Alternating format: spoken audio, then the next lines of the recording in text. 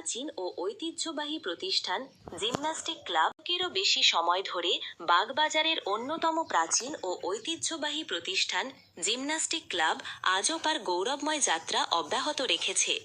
এবছর ক্লাবটি 19শে অক্টোবর 2025 রবিবার উদযাপন করেছে তাদের 116তম কালীপুজো, যা শুধু ধর্মীয় উৎসব নয় বরং এক সাংস্কৃতিক মিলন মেলা। বর্তমান সভাপতি ও প্রশিক্ষকগণ নিয়মিত যোগ ও ফিটনেস কর্মশালা আয়োজন করে থাকেন, যেটা শিশু থেকে নবীন অংশ নেয়। বিশেষভাবে উল্লেখযোগ্য, ক্লাবের প্রশিক্ষণপ্রাপ্ত সদস্যেরা গত কয়েক বছর জেলা ও রাজ্য স্তরে একাধিক পুরস্কার ও পদক অর্জন করেছে। কিশোর সদস্যের সাফল্য বিশেষভাবে প্রশংসনীয়। এবছরের শ্রী শ্রী শ্যামা পূজার উদ্বোধনী অনুষ্ঠানে ক্লাবের ছোট ছোট সদস্যের যোগ ব্যায়াম সঙ্গে প্রদীপ প্রজ্বলন করেন 7 নম্বর ওয়ার্ডের পৌরপিতা শ্রী বাপি ঘোষ। উপস্থিত থাকেন যোগ ব্যায়ামের প্রশিক্ষক শ্রী সরোজ দত্ত, শৈবাল রায় এবং শ্যামবাজার 5 পয়েন্ট নার্সিংহোমের কর্ণধার শ্রী বিজু নন্দী। সমু সরকার দ্বারা পরিবেশিত উদ্বোধনী সঙ্গীতের মাধ্যমে অনুষ্ঠানের সূচনা ঘটে। অনুষ্ঠানটি সঞ্চালনা করেন পৌলমী পাল। উপস্থিত ছিলেন ক্লাব সভাপতি বিজন ঘোষ, যুগ্ম সম্পাদক অজয় পাল এবং স্বপন ধর এবং কোষাধ্যক্ষ সঞ্জিত কুমার নাথ। উপস্থিত ছিলেন মিডিয়া কভারেজ উদ্যোক্তা শ্রী অমিত কুমার সুর এবং ফটোগ্রাফার অসীম পাল এবং রাজু দাস। সাংবাদিক শুভ ঘোষের রিপোর্ট। মাননীয় শ্রী সরোজ দত্ত মহাশয় প্রশিক্ষককে বরণ করে দিলাম।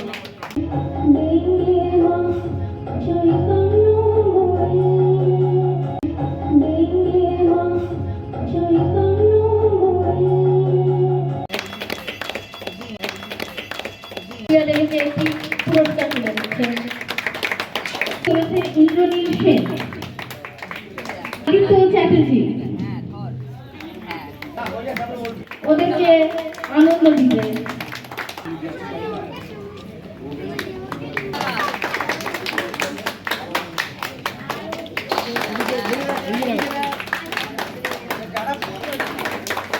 শ্রীমণি মণ্ডল।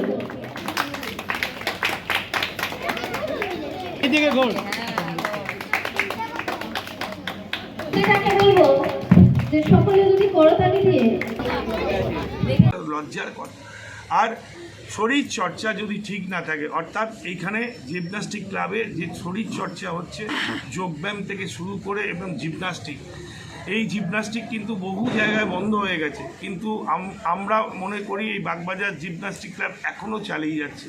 আগামী দিনে অনেক কিছু ডাক্তার থেকে আরম্ভ করে খেলাধুলো আরও পরিধি বাড়ানো থেকে আরম্ভ করে সবটাই চেষ্টা করব এবং সবাই মিলে চেষ্টা করব যাতে এই ধন্য বাগবাজারের মাটিতে আরও বড় হয়ে উঠুক। এবং ইতিমধ্যে এরা ডিস্ট্রিক্টের প্রাইজও আনছে, এটাও আমরা আপ্লুত গর্বিত। কারণ এই ডিস্ট্রিক্ট লেভেলে যখন এই বাচ্চাগুলো যাবে তখন কিন্তু এদের প্রতিভাগুলো এই যখন বেরোবে তখন কিন্তু এরা আগামী দিনের ভবিষ্যৎ তৈরি হবে, এরা আগামী দিনে চাকরি পাবে, এদের রুটি রোজগার হবে এই খেলাধুলোর মাধ্যমে। সেটা কিন্তু আমরা অনেক অভিভাবককে বোঝাতে পারছি না। আপনাদের মারফত এখানে স্যারও আছেন এবং সব সংগঠনের প্রত্যেকটা সদস্যবৃন্দ আছেন। এই দীপাবলির শুভেচ্ছা জানিয়ে অভিনন্দন জানিয়ে আমার ছোট্ট বক্তব্য শেষ করলাম। নমস্কার, ভালো থাকবেন। এখানেও কয়েকজন চ্যাম্পিয়ন হয়েছে কোনো জায়গায়, এটা আমার কাছে খবর আছে। আমি এখানে বিভিন্ন সময় আসি, তাদের টেকনিক্যাল গ্রাউন্ডগুলোকে দেখি। কেন হচ্ছে কি, টেকনিক্যাল গ্রাউন্ডগুলোর কথার সঙ্গে কাউন্সিলর একটা কথা বলেছেন যে শরীরচর্চা আর ওই মোবাইলের কথা। প্রথমে মোবাইলটা মানসিকভাবে দুর্বল করে, তারপর শারীরিকভাবে দুর্বল করে। এটাই হচ্ছে আমাদের সবথেকে বড় দুরূহ সংবাদ। এই দুরূহ সংবাদ থেকে প্রত্যেক অভিভাবক শিশুরা কিছু বুঝবে না। আমার কথাগুলো এখানকার ছোট ছোট ছেলেমেয়েরা বুঝবে না, কিন্তু তাদের বাড়ির যারা এসেছে অভিভাবক অভিভাবিকা, তাদের বোঝা উচিত যে ক্লাবের সভাপতি। আমাদের ক্লাবের ইতিহাস বহু প্রাচীন।